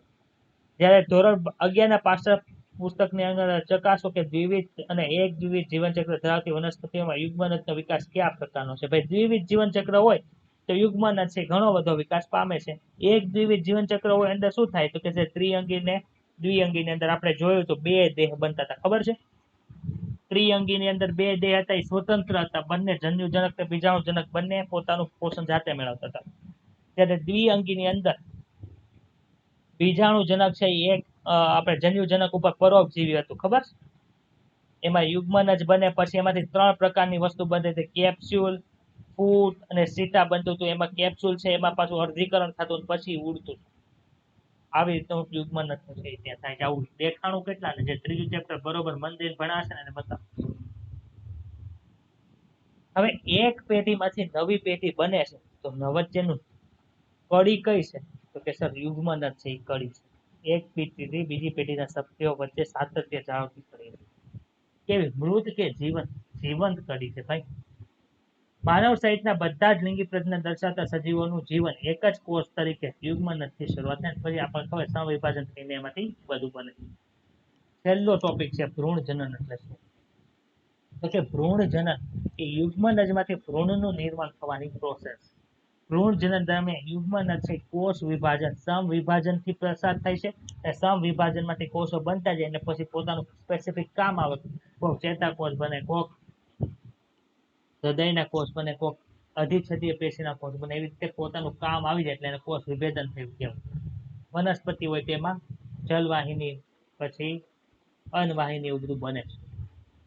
કોષ વિભાજનથી વિકાસ પામતા ભ્રૂણમાં કોષોની સંખ્યામાં વધારો થાય છે, જેથી કોષ વિભાજન દરમિયાન કોષોના સમૂહોમાં કેટલાક કાર્યોની વહેંચણી થવા માટે એમાં રૂપાંતરણોમાંથી પસાર થઈ છે. તમે અગાઉના ચેપ્ટરમાં કોષ વિભાજન અને કોષ વિભેદનથી તમે પરિચિત છો. પ્રાણીઓમાં એનો યુગ્મનજનો વિકાસ જો માદાના દેહની બહારની બાજુએ થાય તો એને શું કહેવાય છે? કે અંદરની બાજુએ થાય તેના બે પ્રકાર થાય. બહારની બાજુએ તો એને અંડપ્રસરી કહેવાય, અને અંદરની બાજુએ થાય તો એને અપત્ય પ્રસરી કહેવાય. તેઓ ફલિત અથવા તો અફલિત અંડા મૂકશે. કોણ? અંડપ્રસરી હશે એ, અને બચ્ચાને જન્મ આપશે. ત્યારે સરીસૃપ અને પક્ષીઓ જેવા છે એ અંડપ્રસરીઓ છે, જેમાં કેલ્શિયમ યુક્ત કવચથી ઈંડાઓ છે એ આવૃત થયેલા હોય છે, જે પર્યાવરણથી તેમને સુરક્ષિત સ્થાને મૂકે છે. ઈંડાને નિશ્ચિત સેવનકાળ એટલે કે અહીંયા ઈંડું હોય એની ઉપર છે, તમે જોયો હશે કબૂતરનો માળો ને એની ઉપર કબૂતર બેઠું હોય, એ શું કરે? એનું સેવન કરે. આથી બાળ પ્રાણી છે ઈંડામાંથી બહાર આવે છે. બીજી તરફ અપત્ય પ્રાશ્રીઓ જેવા કે મનુષ્ય છે, એવા બધા સસ્તન પ્રાણીઓ છે, એ માદા સજીવની દેહમાં યુગ્મનજમાંથી તરુણ સજીવ છે એ વિકાસ પામે છે. જ્યારે જન્મ છે એ કેવો છે? તો કે એવું માદા દેખાતી હોય એવું જ તે બે પગ હોય, બે હાથ હોય, માથું હોય, એવું જ તે એનો જન્મ થાય છે. વૃદ્ધિની કેટલીક અવસ્થામાંથી પસાર થયા બાદ તરુણ સંતતિ માદા દેહની બહાર છે પ્રસવ પામે છે. કેટલીક અવસ્થાઓમાંથી એટલે આપણે ભણી ગયા. ત્રીજા મહિને છે એ વાળ બતાવવાનું શરૂ થાય, પહેલા મહિને છે એનું હૃદય બને, બીજા મહિને એના ઉપાંગો બને, એવું આપણે ભણ્યા હતા કે નહોતા ભણ્યા? 5મા મહિને વાળની શરીરથી કવર કર્યું. યોગ્ય ભ્રૂણીય કાળજી અને રક્ષણને કારણે તરુણની ઉત્તરજીવિતા છે વધેલી હોય છે. અપત્ય પ્રસવ એટલે કે જે ડાયરેક્ટ સીધો બાળકને જન્મ આપે, ઈંડાનો એનો જન્મ ન આપે, તેને શું કહેવાય? અપત્ય પ્રસવ કહેવાય. આપણે ચોથા ચેપ્ટરની અંદર ભણ્યા હતા. સપુષ્પી વનસ્પતિઓમાં યુગ્મનજનો વિકાસ એ અંડકની અંદર થાય છે. ફલન બાદ પુષ્પના વજ્રપત્ર છે, દલપત્ર, પુંકેસર એ બધું કરમાઈને ખરી પડે છે. શું તમે વનસ્પતિનું નામ જણાવી શકો જેમાં વજ્રપત્ર છે જોડાયેલા રહે છે? પછી તમે ફળની અંદર વજ્રપત્ર જોયા છે? કેવી અંદર જોયા છે? જોયા હોય તો કયો. ટમેટા, રીંગણ. રીંગણ ને ટમેટા શું છે? ફળ છે ને. તમે રીંગણની ઉપર ખબર છે ઓલા ડીટીયા હોય, આ રીંગણ હોય અને એની અંદર તમે આવું નથી જોતા? અહીંયા ઉપરની બાજુ આવી રીતનું ડીટીયું હોય. લીલા કલરનો ભાગ છે શું છે? વજ્રપત્ર.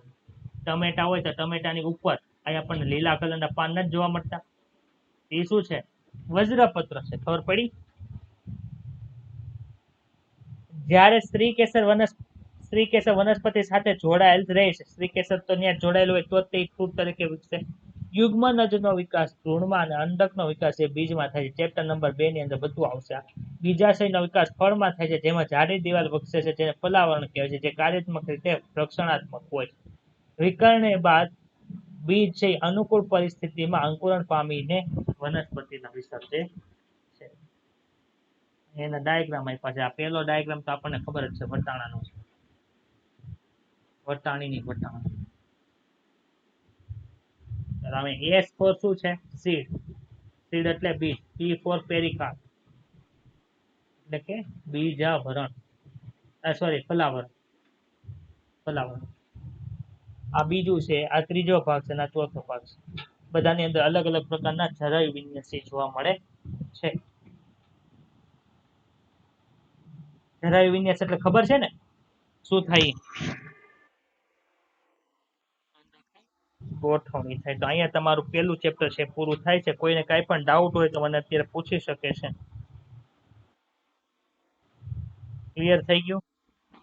આપ્યું છે રંગસૂત્રનો ચાર્ટ મને મોકલવાનો છે. બરોબર, એટલે એને કાલ ક્લાસમાં નહીં ગણવાનો. એટલે ખબર પડી?